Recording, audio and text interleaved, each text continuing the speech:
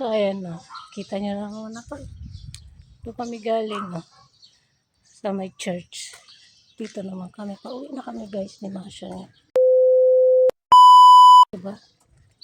Pauwi na kami ng house. Nasa gitna pa kami. Hi guys. Hi.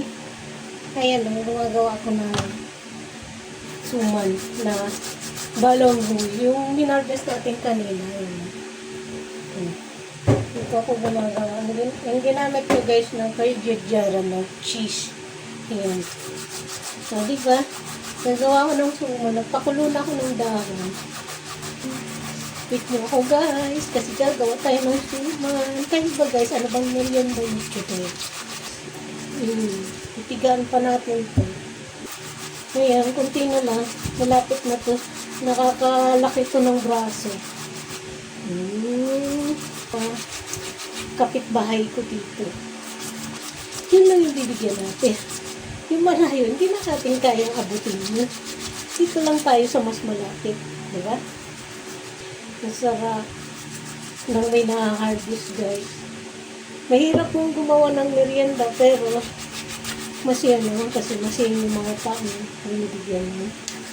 Liman mo guys yung pagkain na niluluto ko. Like, yung kamutik yung guys kahapon, di ko na na-videohan. Pangalawang harvest ko yung guys doon sa garden namin ni ate. So, hindi ako sa inyo guys nakakapag-video o nakakapag-vlog. Kasi minsan, naiiwan ko yung ano ko ba, kung naiisipan ko bang magkamuti, magkakamuti ako.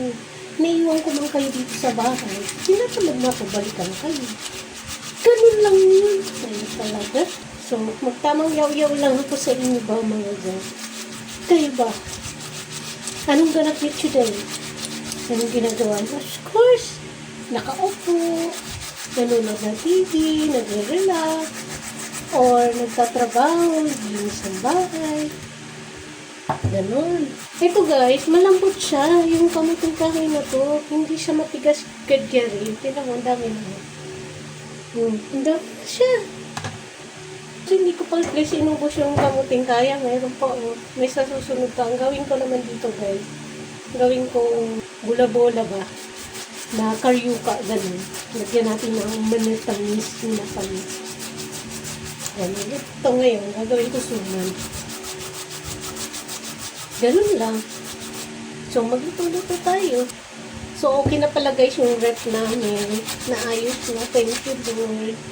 Kasi bigla lang siya guys na wala ng lamig kahapon. So, nakahanap kami na mas mura guys na gumagawa. Yung dating gumagawa dito sa bahay, may recommend ng technician namin na nagre-repair nitong bahay. So yun, naging okay na siya guys. Akala nga namin, sira yung pinaka motor niya ba, yung doon sa likod, yung below. Ay, thank you Lord, hindi pala. Yun doon pala yung guys sa may ilaw nakakabit. So parang mayroon doon nakalas. So biglang natanggal. Yun. Ngayon okay na. Thank you talaga kay mga kababayan ko pa guys yung gumawa. Kaya yun. Happy ako. Happy ako kasi kababayan natin. Ganun. Ano siya? Tibong. Sabi nga nalaga ko, anong tibong, ti? Sabi ko, sa tanda mo yun, hindi mo alam yung tibong. Tomboy, sabi ko sa kanya. Pusong babae, pusong lalaki. May puso siyang babae, may puso siyang lalaki. Ganun. Pero guys, di mo siya mahalatang lalaki siya. Ay, babae. Kasi ang boses niya para siyang lalaki. Tapos, matangkad. Tapos, matanda na siya. Of course, siguro may mga ngayon. Magaling sa gumawa ng rep. Kaya kung kayo guys may sirang rep, message nyo lang ako. Yan. Nare-recommend ko kayo dun. Hindi kayo magsisisi. Pupunta siya dito. Request mo lang punta sa village para hindi mo nadadalhin sa kanyang rep. Diyan lang yan guys sa may may palengke natin. Ayan. Kaya na bang nagkikwento ako sa inyo, last na to. Wala na. Wala na. Hapdi yun dito ako na yayad-yad. Nangungod-ngod. Yun. Kaya so, pinakuluan ko na lang siya guys para mas mabilis ko. Ayan, kasi ngawin natin.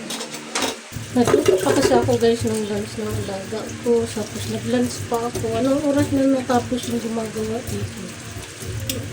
1 o'clock na siya guys natapos. Wala nga ako nabigay na merienda. Wala nga ako eh. Wala man ako may order. Wala man ditong pagkain.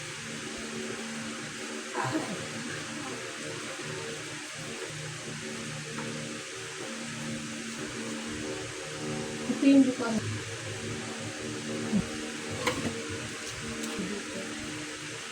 Hindi kinuha ko.